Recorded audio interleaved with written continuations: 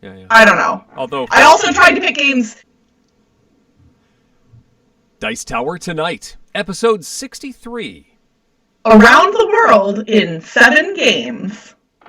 Welcome to Dice Tower Tonight, a videocast about board games and card games, and especially the people who play them. On tonight's show, we glide around the globe from Kiev to Carolina as we pick games to represent each of the 7 continents. Also, Crystal has a game for me and the chat. We talk about some recent play sessions, and we answer questions from the audience live. I'm Eric Summerer, and joining me now, the Lynn Thigpen to my Greg Lee, Crystal Pisano. Okay, it rings a bell, but only, like, in the back of my mind. I mean, I gave you a clue earlier as well. Glides around the globe from Kiev to Carolina. She's a sticky finger filcher from so are Berlin those bad guys on Belize. Carmen Sandiego? That was the chief and the host of Where in the World is Carmen Sandiego. Oh, that was her name. I mean, they always called her just the chief. Just the chief, yeah. Every once in a while, Rockapella comes through Vegas and, like, hits up one of the, like, smaller local casinos, and I've never gone and seen them, but I'm certain you have. You absolutely should see them. Yeah, I love Rockapella and just a cappella music in general, and for whatever reason, I just never make a point to go see those groups, and I really should. Sorry, chat, about the echo on Crystal. I had a button pressed down. I fixed it. It's all better now, right? Yes? Good? Okay. How's it going? I'm excited to be here. I always look forward to I'm excited to be chats. here, too. I am about to, as I teased 2 weeks ago, to go on a whirlwind of travel. Not only is Dice Tower West coming up in just a week, but before that, I'm traveling to North Carolina with the family for the National Ninja League World Championships. My kids are going to be doing obstacle course competitions. I am going to sports parent like I have never sports parented before, and it's going to be entertaining for sure. That's really exciting. But then by the time I get back, so they compete all weekend, and I get back and then immediately take off for Vegas to come see you for Dice Tower West. Well, I am happy that you are coming to Vegas. I tend to end up more on your old side of the country more often. And so it's nice when everyone comes over to my neck of the woods. Yes. And we get to hang out and play. And with travel on the mind, we have a travel-themed topic of discussion coming up later in the show, which I'm excited about. We were chatting before the show, and we're both really excited about discussing this topic. This was fun to prepare for. Absolutely. This is a neat one. But before we get to that, we start the show with games we've been playing lately. Crystal, would you like to go first? Sure, that would be great. So the game that I'm going to talk about is one that a lot of people have talked about over the past couple of years, and I had heard lots about, and lots of people seem to like it quite a bit, and I had no inclination to play it for no reason that I can actually suss out. Even when people were talking about it excitedly, the desire for me to play it just wasn't there. And that game is Space Base. Oh. So it was one of those things, like, does this ever happen to you, Eric, where just, like, you just don't know why, but, like, something just doesn't strike you as interesting for whatever reason? Like, yeah, Twilight Struggle. It's a game I know I should play, but I just don't have any real interest in playing it. Yeah. Yeah, and people like it, and it's well regarded, and yet somehow just didn't. And Space Base was one of those for me. So here a couple weeks ago at game night, when my friend said he had it in his bag, I just decided to override my natural brain instincts, and I said, you know what? Get it out. People like that game. I want to play it. I want to see what's all about it. And holy cow, it's fun. No wonder people like this game. Yeah. It's so funny because occasionally you play a thing that other people like and you're like, yeah, that wasn't for me. But this one, the further we got into the game, the more I enjoyed it. Unfortunately, since I don't own a copy, I'm unable to show it off, but a lot of you have probably seen it. So I will just give you my quick thoughts and a quick rundown about what it is. So Space Base is essentially an engine building game to some degree, and a resource collection game where you have your space base and you have a line of cards that are numerically set in a line, and you get to buy new cards to replace your old cards. But when your old cards get replaced, they still get to be used in a different way. So everything you've ever had, you're always able to use. And what's even better is you're not just using things on your own turn. There are dice that get rolled on every player's turn, and you get to use the dice that everyone else is rolling as well. You only get to collect resources or other things usually because your secondary triggers are what go off on other players' turns. Right. But there is no downtime. Everything is pretty straightforward. The iconography is clear. There were a couple of cards that we were a little bit unsure about. The green powers specifically were the ones that were a little bit hard for us to suss out. But the rulebook has explanations. It's thematically, truthfully, there is not a lot there. Like, this did not feel like a space-themed game to me in any way, shape, or form. Yeah. It's a mechanical game for sure.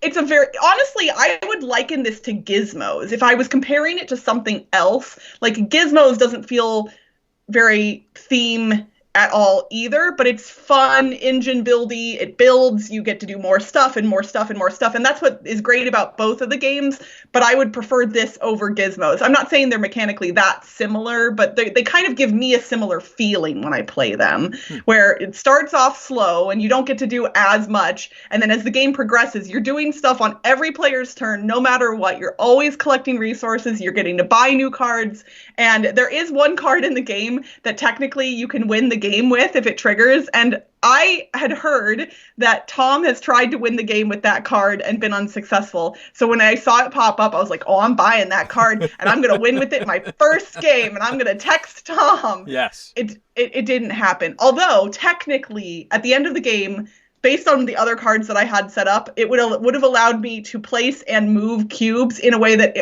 could have been a single die roll away from doing it. Okay. But I imagine that's the case for a lot of people a lot of the time. Sure. Yes. Yeah. I mean, it is the long shot. It is the you win card, but it requires, 5 cubes to be on it? It's some significant number of cubes to get on it. Yeah, I think with the player count we were playing with, it's less. I think it's only 3 technically, but even that is still very difficult to accomplish. Yeah. Yeah. I'm delighted that you enjoyed it. In fact, the last time I played this was with my son at a board game day. Okay. And my 8-year-old, and he understood it. Like, he wasn't making tremendously strategic decisions, but he understood the process. He knew what numbers he was looking for every time the roll came up. He's like, oh, that's 6. Yep, I want that. And was getting his resources and all of that. He understood the game. I'm like, this is cool. I'm getting this game because it's clicking with him, and we're going to play this at home all the time. We haven't played it since, but... That is the plight of the hobby board gamer. And he's looked at it and like, I don't know if I want to play Space Base. I'm like, dude, you had fun. You enjoyed it. And I got this for you. Oh, yeah. No, I really, truly enjoyed Space Base quite a bit. And I have heard that the designer is going to have a prototype of a new expansion at Dice Tower West. So even though I've only played the game once, I might be introducing myself to John D. Clare and saying, hello, I love your game. Please show me more. Which obviously I haven't even played with the emergence of Shy Pluto, the existing expansion, but I don't care. Show me the new stuff, John. I want to see it. Hopefully, I don't know if he probably doesn't watch Dice Tower tonight, but John, if you do, John, come find me. I'm interested. Speaking of Shy Pluto, I got that at the same time as I got the Space Base base game, and Shy Pluto remains shy and has not emerged because we haven't played anyway. That's all right. But, a game I did get to play with my children is right here. It's called Oh Fox. Oh, no. The designer sounds like a joke. It's Herbie Donkers, which I guess is a real name from Cinnamon Games. Herbie Donkers. It's right there. Herbie Donkers. That's the best name I think I've ever heard. Well, wait, except for my great-grandfather, Weird Schmidt. That might still be my favorite. Wait, his first name is Weird? Yeah, it's spelled differently. It's spelled W-I-E-R-D. Erd, but his name was Weird Schmidt. He lived to be over 100. Sounds like the beginning of a limerick or something. That There once was a man named Weird Schmidt. Stop there. Stop there. Family show. Okay. Okay. Oh, Fox. In O Fox, you are one of several animals. Where are the cards of the animals on them? They're in here somewhere. There we go. There are, I think, 6 regular animals. There we are. There are 6 regular animals. There's a bird. There's a squirrel. There's a hedgehog. There's a frog. There's a mouse and a rabbit. So you got all those prey animals, for lack of a better word. And then there's 4 predator animals. You've got a badger. You've got a snake. You've got a fox, as the title would suggest. And you've got an owl right there. I was going to say that it's really difficult for you to say the words badger and snake next to one another and me not start singing things from the early internet days. But continue. I don't know what you're talking about. So you will have a different assortment of these in each game. There will be one predator. Actually, the players, there will be one predator, of which there will be 2 possibilities. So you'll have, say, these 2 predators on the table, knowing that one of the players will be one of these 2 predators. And then the rest of the players will be prey animals. But again, there's an assortment on the table, so you don't know which ones are in play, and you certainly don't know who is who. You are given a random character to start the game, but whoever the predator animal is known. So whoever has the predator animal, you have a little token in front of you. You know they're the bad guy, but you don't know who anybody else is. You then will travel around this board you start in like different corners of the board, and there's different food and there's different paths to follow, and it's a pretty simple board, but it's sort of winding paths all over the place, and there's different food. Everybody spends their action cards. You have a handful of these action cards. This one says I move 1 space and I stop for a second, which might allow me to eat food. Each of the prey animals has a certain type of food that they like, and that will earn them points. And you then sort of sequence your moves here. And everybody plays a card and secretly moves around the board. You don't actually put your tokens out there. You know where everyone started. You know what cards people played. But every animal has some sort of secret ability, which they can trigger and is going to do something, often darting across the board, teleporting, using burrows, like the rabbit can use a burrow and appear somewhere else around the board. So suddenly the predator animal thinks they know where everybody is until somebody plays one of their special powers, and then it's like, well, if they're the mouse, then now they're here, and if they're the hedgehog, then now they're here, or maybe they stayed put, and it becomes this guessing game of how do you get them. The predator animal earns points by tagging the prey animals. You never actually eliminate anyone, but you do wound them, which is negative points at the end of the game for the prey, but good points for the predators. The prey animals get points by tagging the food and collecting those, also by healing damage done to them by the predator animal. And at the end of a certain number of turns, I think it's 8 rounds, you total up points. And whoever did the best job navigating the forest or finding and getting the prey animals wins the game. And it was a very close game. We went sort of into tiebreakers and extra points as far as scoring went. And the kids had a good time. They made me be the predator. So I was hunting the 2 of them, which was fun as they tried to hide around and disguise what they were. It was an enjoyable game. I think a nice family weight game. It's not terribly complicated in understanding it. The iconography is nice and clear. The board's a little small, but it is a small box game. I mean, that's it. And it's double-sided for apparently no reason, because I think it is exactly the same board on the other side. I think. I think it's the same board. Still.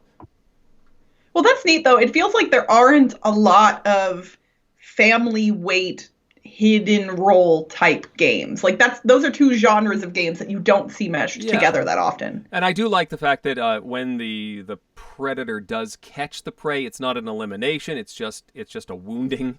It's just a little token you get that's like, ow, oh, you got me.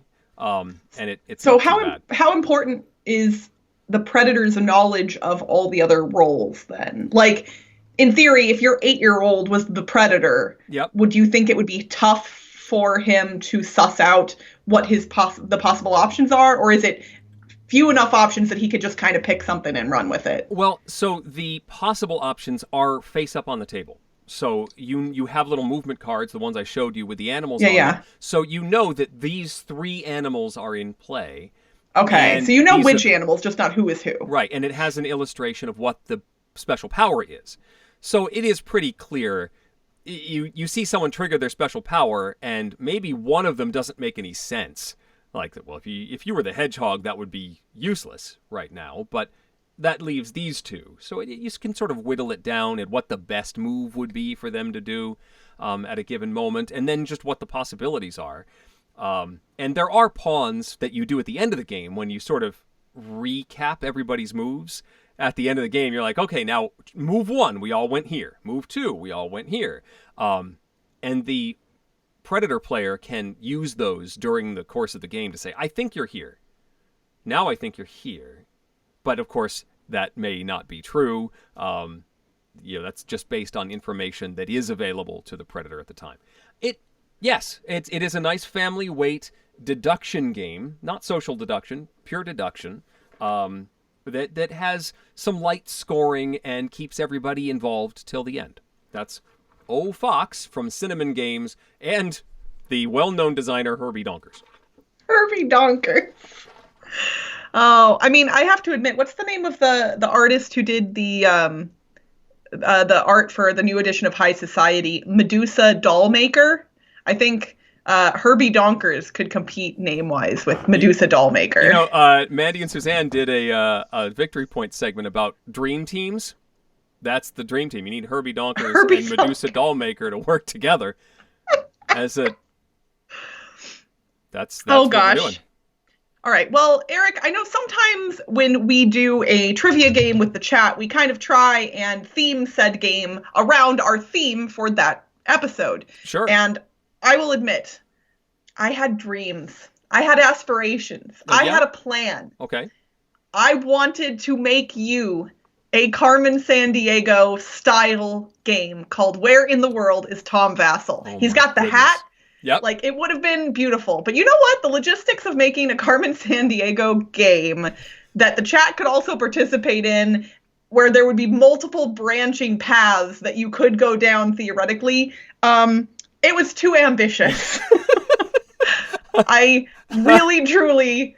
I had ideas of how I would do this, and there would be board game related clues in different cities, and you would have to pick the right path. But if you picked the wrong path, I don't know where things would have gone. Also, it would not have lasted only 15 minutes, which is generally our kind of time length. So it didn't happen. And I'm just telling you and the chat about it to say, I tried real hard and it didn't happen. So we're going to fall back to one of our old favorites, one that I haven't actually hosted in a long time. Okay. And that's Just One. All right. Guess what, Crystal? And what? I played Just One like 20 minutes ago. So you're prepped and ready to go. I'm ready. I am ready to play this game. That is awesome. All right. So, chat, in case you have not played Just One with us before, Eric is going to get rid of the chat and the video for our feed, so he can't see it. Don't worry about it right now, Eric. Get rid of it whenever you want. Yep. And I will be holding up a word to the camera so you all can see it and Eric won't know what it is. Then you in the chat are going to give clues to try and get Eric to guess that word. If you haven't played Just One before, the rules are fairly simple. Your clues can be a single word only. They can be proper nouns, but again, single word only, no compound words, no rhymes, no foreign languages that mean the same thing as the word. It's pretty straightforward. You just want to get Eric to the meaning of the word. And then any words that match will be eliminated. And I will say, I'm going to take the first... I'll say 6 responses each time from the chat. So if you want to answer, if you want to give a clue, I should say, you're going to want to type a single word in the chat in all caps, all capital letters. If it is not in all caps, I'm not going to accept it just because it's easier to suss things out. So, Eric, are you now officially blind to the stream? You know, one thing about being in charge and running with Ecamm here is that there are way too many windows that show you. Okay, no, I think I've got it. I think I've hidden everything. Everything's covered by other windows. I could have had you close your eyes if need be. True, but no one wants to watch me go, okay, yeah. No, I'm good. I mean, it's brilliant content. All right, so chat, I'm going to hold up the first word that we are going to try and get Eric to guess. So I'm holding it up right now. Here, I'll put it right up there. This is your first word that we're trying to get Eric to guess. So you're going to want to type a single word in the chat, but try not to type something that you think someone else will type, because if you put the same thing as someone else, it's going to get eliminated. So as we are waiting for our first responses to come in, I will say, Eric, that there is a theme, and the theme has nothing to do with the episode's theme. So just so that's good. You are aware. So I've got some words coming in. Okay. We already have something that's been eliminated. Oh, we got a couple things that have been eliminated. Oh, no. Oh, I may allow an extra one to come in, because otherwise this might be getting difficult. So in the game we just played, the word was flower, and there were 3 players giving clues, and we all just stared at each other like, what of the many millions of flowers are you going to do, or should we just go with the descriptive word? And we all wrote, and we all showed each other the word daisy. We all wrote down daisy. And so the guesser got nothing. So those match. 1, 2, 3, 4, 5, 6. I'm going to go down to the first 7 responses, since 2 of them are getting eliminated. So we're only going to have 3 words. This is going to be a tough one, Eric. Okay. So your 3 clues are drugs, family, and challenge. Drugs, family, and challenge. Yes, and there were 2 very helpful clues that got eliminated, unfortunately. So do not stress about this one too much. I believe it's going to be very difficult. Drugs, family, challenge. Drugs, family, challenge. Family. Let's just say this is really hard. Tylenol. Okay, well, that is a great guess. That is not correct. Would you like me to give you the correct answers now, or would you like to try and suss out the theme later without some of the words? Oh, yeah, let's continue along without figuring out what the words are yet. Okay, because chat already knows. All right, we will move on to number 2. So chat, I'm holding it up in front of my camera right now. This is the word that you're getting. This one, I've picked some tough ones this time. We're going to try and, because if it's too easy, I feel like that's just boring. Right. We want to make it interesting. Yeah. So chat, I'll look for anywhere between 6 to 8 in responses until it makes it interesting, basically. I don't want it to be one word. I don't want it to be, 6 or 7 full words either, unless they are all really interesting. But meanwhile, I can show and tell my Voltron meeple. Yes, you can. Holy cow! That's impressive. Okay. Well, my first 6 responses are all unique. Okay. So you're getting all 6 of them. I have a chance this time. Okay. I think you do. Okay, so your 6 clues are impact, blue, sea, spelled S-E-A, skin, ocean, and thoughtful. Huh. I'll go through those one more time for you if you'd like. Yep, please. Okay. Impact, blue, sea, skin, ocean, and thoughtful. So based on the first three, I thought the word was moon, but it Okay. doesn't. Those last three don't seem to fit that at all. Skin. I can't think of a moon skin because I'm thinking like impact crater. Skin. How about surface? It is not surface. Do you want a tiny clue to see if you can suss it out? Yeah. I will say that this is one of those ones where a lot of people are doing the thing where the word would either come before or after the word that they said. So it's less about the meaning and more about phrases, if that would theoretically help. But I know that's a very... You already said blue, though. Blue. Yeah, no, that doesn't help me right now. Okay, we will move on to the next one. I think this one we've probably got a better chance at. So chat there in my camera, that's the word. Those were some really good clues that the chat gave. But that was a hard one as well. Not good enough for me. I need help. This is how now you know how I feel sometimes when you've put a game up and I'm like, oh gosh, I know nothing.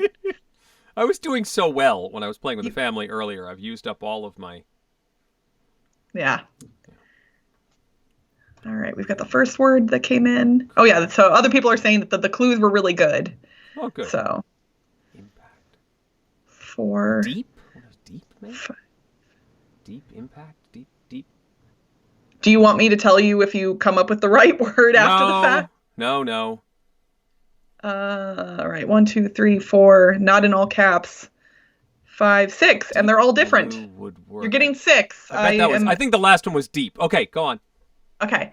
The clues for this one are bald, B-A-L-D, long, afro, spray, ball, and 1, 2, 3, 4, cut. Just making sure that I counted correctly and had 6. So bald, long, afro, spray, ball, and cut. Hair. Yay! We got one. And I will, whether you want me to confirm or deny, I will maybe confirm that deep was in fact the last one. So you got there after the fact. So we're looking for deep hair. Got it. Yep, these have something to do with one another. All right, we're going to move on to this one. I think this one, it's a pretty common word, but I think it's going to be hard just to get clues that'll get you to this one. We'll see what happens. The chat's looking at it right now. This one, chat, I have faith in you. I bet you can do this.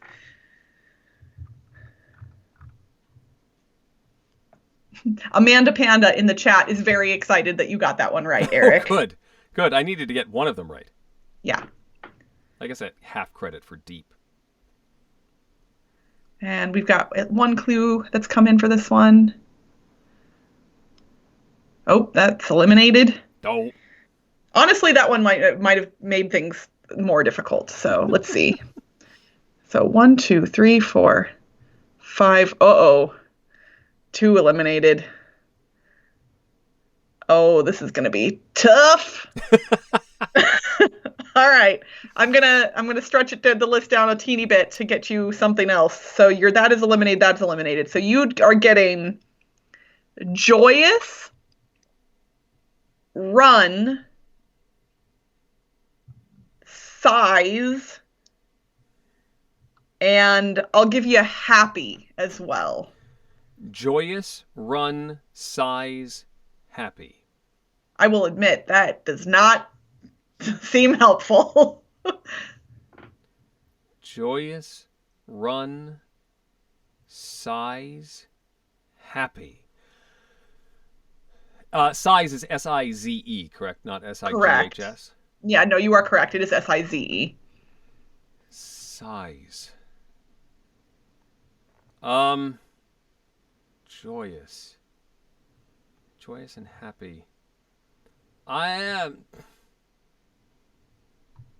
I gotta go with medium.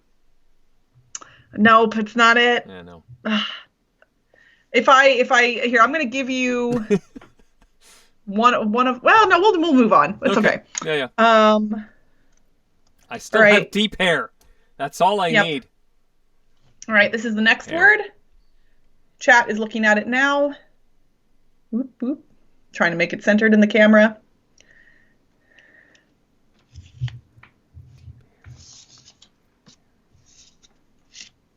And I'm keeping an eye on the time. I'm going to do a couple more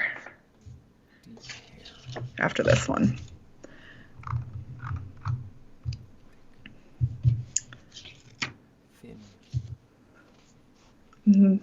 Waiting for some clues to come in. Okay, there's the first one.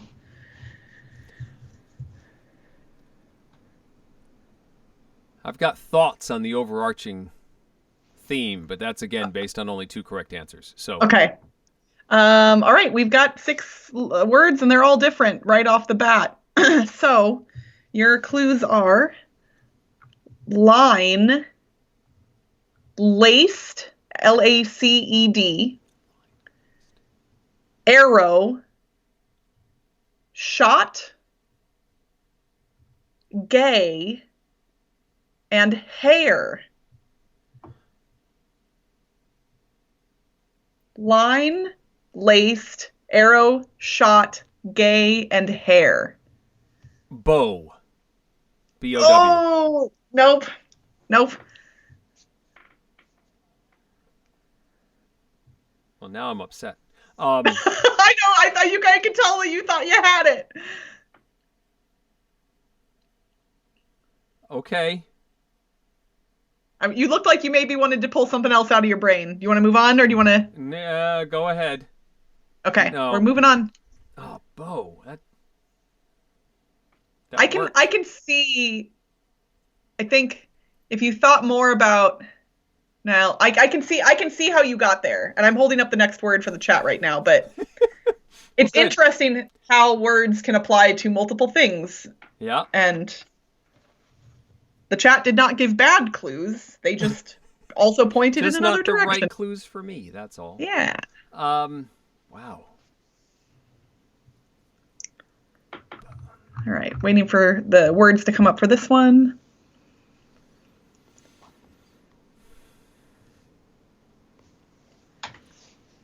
This is yeah. This is more difficult from this end of the. It Not sure knowing is. all the answers, it's far more difficult. I'm gonna show Okay, off what my, we got my here? blue lion now. There's a blue lion. Oh, wow. And Princess Allura. Okay, I've got 6 for you. First 6 are all legit. Oops, sorry, I Okay. hit the mic. Hopefully that wasn't loud. All right, your words are snip, cutters, clip, sharp, glue, and knives. Scissors? Correct. Oh, okay. Huh. You got If you it. said no on that one, I was going to be really upset. Okay, nope, you were correct. Okay. And then I'm showing the chat the last word right now. This one is also going to be potentially tough, but if you've sussed out the theme, it may not be that difficult. So we'll see. So we've had deep hair scissors. Deep hair. Deep. Shampoo? Amanda Panda in the chat asks, are those Meeple Source meeples that you have there, Eric? I don't know where Flip Flory got them, but he painted them. So I think they were they're just standard meeples that were painted. Okay, and you're getting the first 6 words again. Okay. The chat is liking this one. There are a lot of clues that all piled in. I hear a lot of clicking. Click, click, click. That's great. Okay, so the words are floof, FLOOF, Yeah, okay. curly, breed, doggy, standard, Yep. and groomer. Floof, curly, breed, doggy, standard, and groomer. Poodle. That is correct, sir. So what words do you know now? I know poodle, I know hair, I know deep, and I know scissors. Okay. And do any of those words have any connections in your brain per se? Uh, I'm going to look in the chat and see if anybody else. Chat, if you can guess the theme, I will be very proud of you. um, I mean, I'm thinking like Greece. But deep doesn't seem to work. So how about I give you the three words that you didn't get and see if that helps? Okay. So the three words that you didn't get. Now the first word was dare. So if I scroll back up in the chat, that was where we had Dare. Yes, dare. So we had words like family, challenge, and like double dare. Yep, double's one of the words that got eliminated, as was the word truth. Then that's you funny. also I actually considered that as, a possibility, but nothing matched. Okay, so dare. So the other really hard one was fun, and that was where you got words like joyous, size, and run. So fun run, fun size, joyous. Oh, and I gave you happy as well on that one. Yep. So and then the one that you just guessed bow on, that you were so certain, was your clues were line, laced, arrow, shot, gay, and hair. And the word was straight. So your total words now, you have straight, you have fun, you have dare, scissors, deep, hair, and poodle. They all have something to do with one. Those are all Weird Al album titles. They sure are, Eric. Good job. I was like, he'll totally figure this out. My brain hurts. They all come from Weird Al Yankovic albums. Oh my goodness. I thought about putting mandatory in there, but that one I was like, all people are going to put in the chat is the word required 4 or 5 times, and then it wouldn't have worked. I see Weird Al albums or something in the chat. Yep, that's definitely the case. So let's move on to our theme, our for today's episode, which we came up with, which is Around the World in 7 games. Yes. So both Eric and I have chosen a game for each continent of the world. So you could, I guess, take this to me, we could play all these games as kind of a tour around the world, or these are games that we like that just happen to do with each of these 7 continents. I think, Eric, you said before we started recording, these aren't necessarily your favorite games from each continent, though, right? Yeah, I tried to pick ones that maybe gave a sense of place, that were as you would want if you were on a trip around the world, that were maybe off the beaten path and sort of do something that the others didn't do in my short list. But I think some interesting points of interest, let's say, along our trip. And I'm curious to know whether you and I have selected any of the same games for some of these continents, because admittedly, it's entirely possible. There are some continents that have inspired more games than others. Yes. So where would you like to start our trip, Eric? We are both residents of North America. Let's begin there, shall we? That sounds great. So I picked a game from the last couple of years from Queen Games. It's called Franchise. This is actually a reworking of a game called Medieval Merchant that was set in Europe, not North America. But Franchise is basically a large map of the United States, and you are running some sort of fast food franchise and trying to spread around the country. And you are placing your businesses in little circular tracks in major hubs and picking up small towns. And then there's connection costs as you loop all around the country and expand your network and sort of trigger these big cities for scoring when they fill up with all of your franchise locations. It's a neat game, cool economic sort of simulator with a neat map as you crisscross around the country expanding your empire. Franchise from Queen Games. Very cool. So I looked at games from North America, and I will admit there are a lot of games based here in the United States of America. But I wanted to make sure that I recognize that North America is not just the United States of America. So my game for North America is Cacao, which is set in Mexico. There you go. So in Cacao, it is a tile placement game where you have tiles with little meeples on them of your color that are your workers, and you get to take actions based on where you place the tile and what other tiles are around it. And you are trying to get cacao beans to make chocolate with.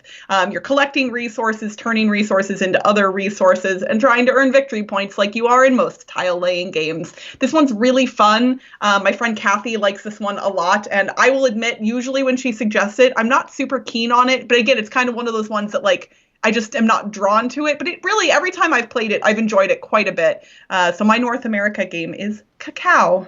Very cool. Yeah. Hawkskull in the chat was joking, saying that we could do this entire list just with Ticket to Ride Europe, Ticket to Ride Japan. I tried not to do that sort of thing by picking a, although I have an exception coming up, but trying not to pick like the particular location version of a popular game. Tried to go. I've done the same thing with my list. So where to next, Crystal? Well, let's head down to South America. That seems we're connected in some fashion. So let's head southern of North America. And my game for South America is Incan Gold, which is technically set in the country of Peru. Mm-hmm. I will admit the theme of being in South America doesn't probably come through as strongly in this one as you would like, but I think Incan Gold is a really solid game. In it, you are explorers who are going down into a cave on an expedition and trying to pull out treasures. And obviously there has been a lot of that done in the Americas at large over the years. But Incan Gold is neat because it's a push your luck game where everyone is going in, and when you decide to come back out can help determine how much treasure you actually come away with. Or if you stay in, you might collect more, or too many of the bad cards might pop up and you might walk away with nothing. It's a really quick game. There have been a bunch of editions of it. It's also published under the name Diamante. Diamant. Yep. Or I could pronounce it 8 other ways if you want. I've never actually played that edition. I've only played Incan Gold, but I really enjoy it quite a bit. So for my South American game, Incan Gold is my choice. Cool. I also went with an Incan focus. My game is called Inca Empire. It's a sort of a route building game set also in Peru. It was originally a game called, see if I can remember this properly, Tahuanitsuyu. Wow, okay. It used crayons to make connections. Inca Empire uses little wooden sticks as you create little networks and wind your way around the Peruvian countryside. There's also a cool mechanism where there will be, I think it's bonus cards that that work for you and your neighbor. So you'll play a card between the two players, and that applies to these two people. Which is kind of cool in the interactions as you get some sort of bonus or some sort of cool objective for the two of you that the other players aren't getting, and that interaction is pretty neat. So Inca Empire is the more widely available, better produced version of Tahuanitsuyu from South America. Awesome. Well, where are we heading next, Eric? Well, I guess let's head west. Let's do Australia. Australia. Okay. Do you want to hear? I want to hear your game first. Okay. I have a visual aid on this one. Hooray! Yay! I think we actually talked about this on this very program. This is Boomerang. It's a game from Grail Games, and this is particularly good to talk about because I think they're coming out with a new version. They're either about to kickstart it or it is being kickstarted right now. I believe it's on Kickstarter currently. There you go. Australia is a draw and write, I guess. There's no dice in here, I don't think. No.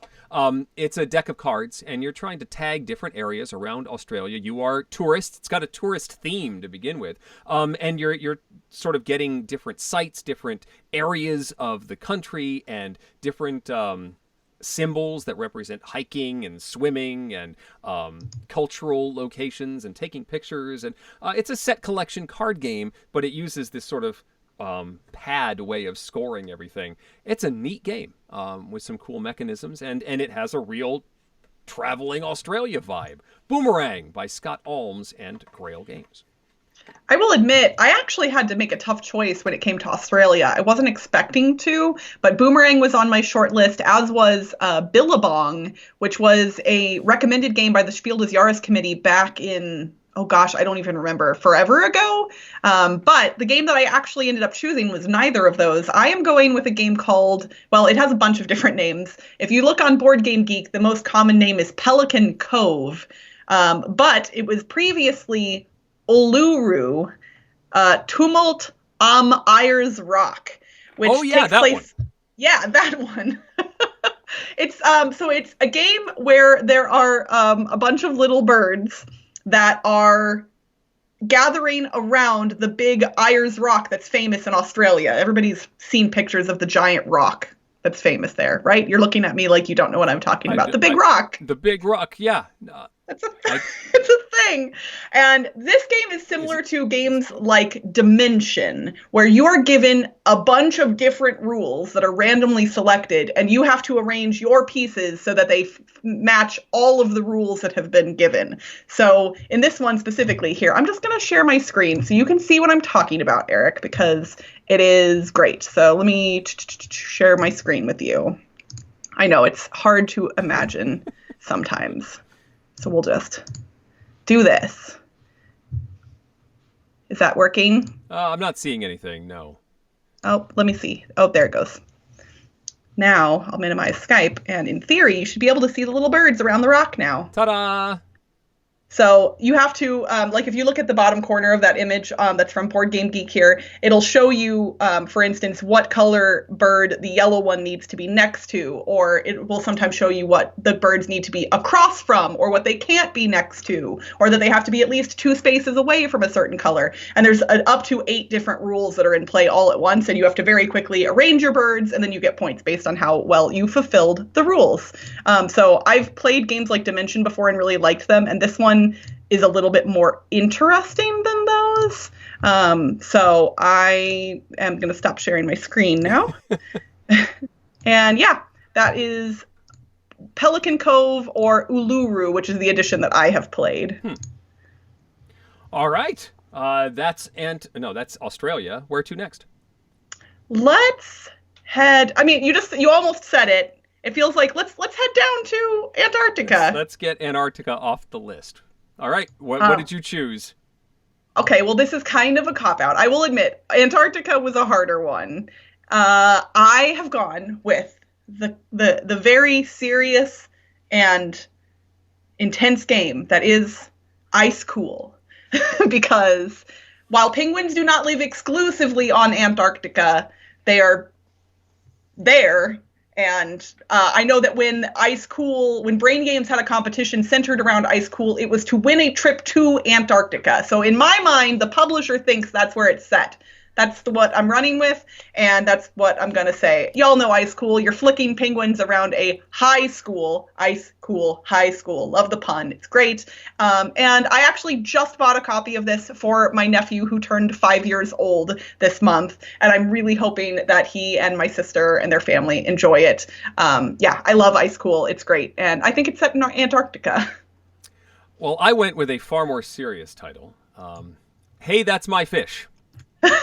Also about penguins, and also presumably set in Australia. Hey, That's My Fish is an abstract. You're collecting fish from the various hexagonal tiles as you sort of slide your penguins around and try and cordon off chunks of the board that you can then claim as your own. I mean, maybe slightly more serious than Ice Cool, but not much. I will admit, there were a number of titles that did reference Australia, but they were mainly like early Antarctica. That they were mainly like early evolution titles, caveman titles, before Pangea came apart sort of titles, and they just didn't really seem to fit. Wouldn't isn't the thing about an Antarctic? I thought maybe when we talked about this, you said, I think I've got one for Antarctica. I thought maybe it's that one. Maybe that's so. I haven't played it, so that's the only reason that one's not on my list. But I actually did have another one that I wanted to mention, and that is Time Stories Expedition Endurance. So that, I believe, is also theoretically set in Antarctica, but it's one of the expansions to Time Stories, and I wouldn't be able to speak much about it without spoiling things. So I will say it is one of the scenarios of time stories that I enjoyed the most, but I won't say why because I know people are sensitive to spoilers. So Okay. All right, so we've done Antarctica. Let's just head up to Asia. okay, Yeah. you want me So to? for Asia, I focused on India. Maharaja palace building in India has a big map with various cities, and the goal of the game is to sort of claim. It's an area control sort of game. Claim areas of these cities, little temples on the inside of the palace walls, and also the roads that connect them. And you do this all with an action selection dial, which is pretty cool. You've got like two hands of a clock that you position as to the actions that you're going to do, building palaces and moving around the board and purchasing little houses and all sorts of stuff, earning money. And sometimes you can put both hands on the same thing if you really think you can do a masterful move.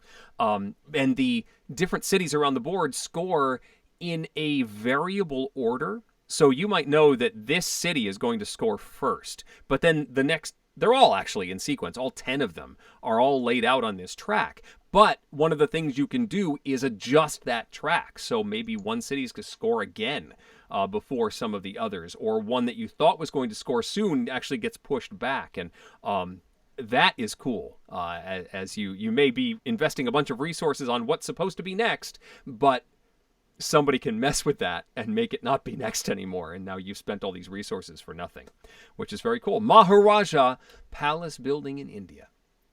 Interesting. I like it.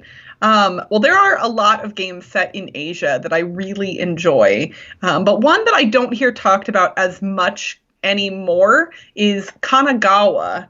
So Kanagawa is from Yellow Games, and it is a game where you are being taught how to paint by a master painter, and you are adding tools to your studio to give yourself more abilities, and also painting a giant landscape, and you're adding cards to your landscape to make it more beautiful. And then you will score points based on the different features that have appeared in your landscapes and the things that you've added to your studio throughout the game. You're drafting cards off of a 4x4 mat, which is interesting because you can choose to draft at different times, but you'll get different amounts of cards depending on when you do that. But sometimes if there's something that you really want, it's worth doing, or you can steal something from someone else. So even though the theme is very sweet and calm, the game can be a little bit cutthroat, but not so much that it's frustrating. And I really, really enjoy this one, and it's relatively cheap as well. So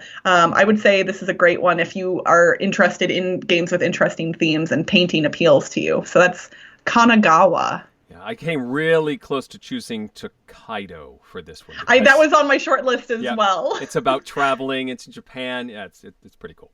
Anyway, yeah, for sure. We've got 2 continents left, Crystal. Where do we go? All right. Well, I'd say let's you know what? Let's save the more interesting one for last. Let's move over to Europe, which, you know what? There's a handful of games that are set in Europe. There's 1 or 2. Yes. Just a couple. What'd you come I'd up say. with? I will admit, I tried to look for something more obscure, and I just kept coming back to some of the ones that are kind of tried and true favorites, at least for me. And so the one that I ended up picking was Sagrada. Everybody in the chat likely knows Sagrada pretty well. It is based on the Sagrada Familia and the giant stained glass windows that it is famous for. And you in Sagrada are drafting dice to place into your stained glass window. They're all clear colored dice that are beautiful, and you place them based on rules regarding their pip value and their color. And the rules seem super hindering when you first learn the game, and then all of a sudden you're just able to do it, and it feels very satisfying, and you end up with a pretty little stained glass window of dice at the end of the game. I really enjoy this one quite a bit. It's so fun, so great, and as far as dice drafting goes, it's one of my top picks easily. So, Sagrada. Very cool. I have another visual aid here. I should have brought it. I could have brought Sagrada. I didn't even think to grab it. I went with a game called Europa Tour. It's a Alan Moon and Aaron Weisblum game.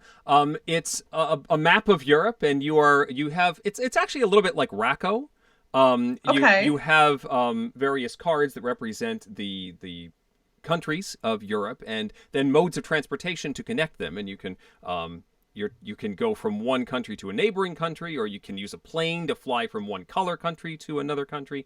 And you're trying to get one complete tour to connect all 10 of your cards that you have. And if that sounds very familiar, yes, it's 10 Days in Europe. It's the exact same game. It's just that the Schmidt-Spiele version is called Europa Tour, and it's not 10 days in anything. It's still the same game, though. Anyway, several people in the chat have been saying, why didn't they just choose 10 days for all of them? Yes. Well, because that would have been a less interesting list. But I did want to show off my German copy of Europa Tour. Very cool. All right. Well, and last but not least, we're heading over to Africa. Yes. With probably my most boring selection, because I chose Africa. This is a Reiner Knizia game that's actually like a tile collection game. It's the entire continent, and at the beginning of the game, you sort of spread out all of these tiles, and you spread out and sort of expand collecting the tokens, and it's a set collection game. I haven't played it lately in a long time, actually, but I did want to choose it because it's the entire continent. There were very few games that, if you get past like ancient Egypt, there's plenty of those. But beyond that, there really weren't a lot of African-themed games, which is a shame. I think I've seen people discuss, like, why don't we have more of these themes in games? I think we should have more. But Africa does cover the whole continent, and it's kind of cool to explore and grab those tokens as you expand. Africa from Reiner Knizia. I think it would have been funny if one of us had put what's the famous game that takes years and years and years to play that no one's ever finished or whatever. Oh. That you know what I'm talking about, right? It has Africa in the title. Yeah, campaign for North Africa, campaign for West something Africa? like that. Like even the designers never finished it. like that. What that's not my pick, for the record. Good. My pick is technically at least partially Egyptian themed, but also spans other parts of Africa, as well as dipping into Europe a little bit, because in the ancient world they were kind of all over the place, and that is Thebes. So I just played Thebes for the first time within the past year or two. I had never played it before. It's from Queen Games. It was originally published in 2007, so it's been around for a hot minute. It is an archaeology-themed game where players are traveling around to different dig sites and attempting to get the best treasures. And based on what you've done in the game will determine how many times you can dig at a particular site. And when you're digging, you've got a bag full of tokens that you're reaching into and pulling stuff out of. So for an abstracted version of it, it does actually kind of feel like you're excavating things. And a lot of times you pull out just dirt and it's nothing. And then occasionally you pull out that really valuable treasure and it feels really good. I will admit the archaeology theme for me personally is pretty boring generally, but this game was more fun than I expected it to be. I enjoyed it quite a bit. So that's my pick for Africa is Thebes. Very cool. So yeah. I wanted to mention that as we were researching this, I came across a geek list that has been going on for many years on Board Game Geek of people actually doing this. It's far more granular than just continents. They're actually making a connection using games that have two cities. So they start with, here's a game that has the city I live in, and it connects to another city. And then I have to play a game that has that city and connects to another city. And it's not totally clear whether they're also traveling to these cities. There are some diehards playing this game. It's very impressive if you want to go down that rabbit hole on Board Game Geek. I found the same geek list, Eric, and I was blown away. It's amazing. So I'm finding it right now. Again, at least the 2019 version of it. So yes, it's called the Connected Circumnavigation Challenge. And, at least in 2019, I found that specific post. But yeah, I actually used this a little bit kind of to check my lists. I had already come up with most of my answers, but I was like, oh, here's some more stuff that maybe I didn't think of. Yep. And it is impressive. So yeah. For those of you who frequent Board Game Geek, if you look up in the geek lists, connected circumnavigation challenge, that is a pretty cool thing to take a look at. All right, we have a couple minutes to hang out and answer any questions that you may have. So throw those up in the chat, and we'll do our best to answer those. Crystal, we were sort of chatting before as we planned today's episode, and joking that maybe you should just give, as a resident of Las Vegas, prepare anyone who may be coming to Dice Tower West next week with your like restaurant recommendations or buffet tips. So real quick, while people are sending in any questions they may have, like 2 or 3 good restaurants that are a little off the beaten path. Okay, so I'm not going to go to restaurants that are in casinos. For the most part, most of the restaurants that are in the casinos on or near the Strip are going to be just fine. The fancy ones will be fancy. The less fancy ones will be less fancy. You're not really going to run into anything problematic there. But if you want to get some really good stuff, go off the Strip. And my number one recommendation, hands down, easily, is Cornish pasty. So it is a traditional pasty restaurant. And if you don't know what a pasty is, it's basically a fancy Hot Pocket. Like, that's really the best way to describe it. Okay, yeah. Yeah, and they put everything you could imagine into a pasty. There is one that has Mexican food in it. There's one that has Indian food in it. There's one that has a hamburger in it. There's everything you could imagine stuffed into pastry. And it's so good. So good. I love it. It's the best. If you like tapas, like Spanish style small plates, there is a restaurant called Firefly that has the best sangria in town easily, and the tapas are really good as well. That one is a little bit on the pricier side. It's not super fancy, but it's definitely not cheap. If you're looking for a high-end meal, like a fancy dinner, and you want to go off the Strip, if you head to downtown Las Vegas, there's a casino there called The D, just the letter D. And there is a restaurant there called Andiamo's Steakhouse. The D itself is not that impressive, truly. But if you go through it, if you walk through and go up the escalator and go into Andiamo's Steakhouse, it is an Italian steakhouse. And it is one of those restaurants where genuinely you feel like you're family when you're there. But it's fancy and high end. And if you do not order pasta as your entree, they will bring you a tiny bowl of spaghetti between your appetizer and your entree, because it's an Italian steakhouse and you have to have a little pasta with your meal. Pasta. It's one of those little touches, and it's been one of my favorite restaurants for years. I really love it. So those are my quick couple of recommendations. Cool. Seconds after you started talking about restaurant recommendations, Crystal, someone asked about restaurant recommendations in Vegas. So good call. Perfect. And I can provide more recommendations if people have something specific that they're looking for. There's some good all-you-can-eat places in Chinatown. There's a lot of good stuff. So if you all want, hit me up on Twitter. My name, at Crystal Pisano, is my handle on Twitter. If there's something specific that you're looking for at Dice Tower West, feel free to tweet at me and I will be happy to provide more recommendations. Jim is already looking past Dice Tower West to my local convention, ConCon, which is in Stamford coming up in March, asking if I'm going to be running any games at ConCon. That's usually something I do. I try and run at least 4 different games. If you do that, you get a free badge, which is cool. And I just like, running events. This year for ConCon, I am running nothing. My son is in The Little Mermaid that very weekend. And so we can't stay the weekend like we normally do. That's usually the dad takes the 2 kids to ConCon and my wife gets to have an adult weekend on her own without the children. And that can't happen this year because the kids need to be back to perform in the evenings. And so we are going to be going to ConCon for one day and being attendees for the one day, and even need to leave before dinner time because we got a show to get to. So we'll be playing games this time, not teaching them at ConCon. Well, that's kind of a bummer, but it's neat that your son is going to be in The Little Mermaid. What is he? Does he have a specific role in the? He is Prince Eric. Yes. That's so exciting.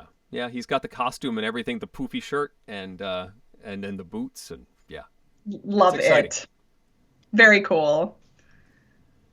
A few people asking for buffet-themed board game, and it feels brainstorming ideas.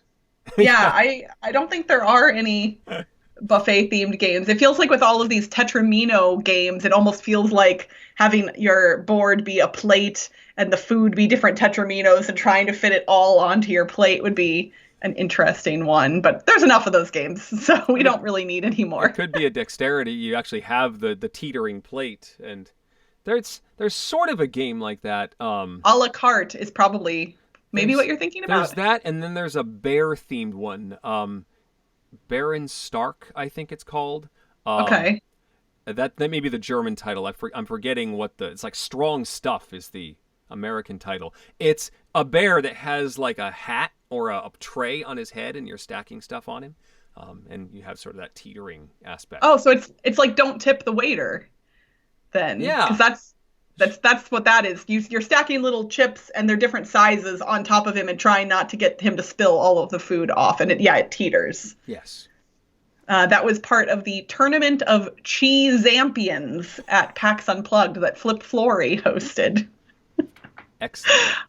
Yeah, I did not play, but I watched because it was enjoyable. Well, It does look like chat is busy designing this buffet game, so there's not too much in a question vein. I will mention one thing I'm excited about for Dice Tower West. My little brother is coming.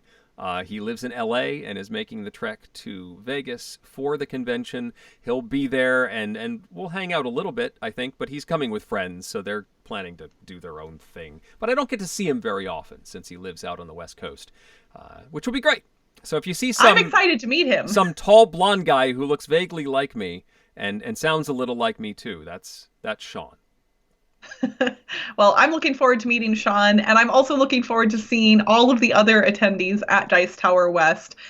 So if you all are going to be there, please make sure you come up and say hi to me and to Eric. If you like the show, let us know. And also tell Tom. It's always nice when Boss Man hears that people like the show. So you should definitely walk up to Tom and be like, Dice Tower tonight is the absolute worst. I hate it. It's horrible. And then he'll laugh and be like, okay, so you like Eric and Crystal, and then he'll get the joke. But I mean, really though, tell him how much you like it if you do, because it's nice for him to hear that stuff. And then make eye contact with us from way across the room. We'll give you a thumbs up. Yeah, and speaking of thumbs up, let's click that little thumbs up button below the video, you all. There's like 4 thumbs downs on this video. I don't know. People, they don't like traveling the world, clearly. They want to stay but put. I know those of you who are here now at the end of the show, when things have devolved, you love us, right? Right? Give me those thumbs up. I need the validation.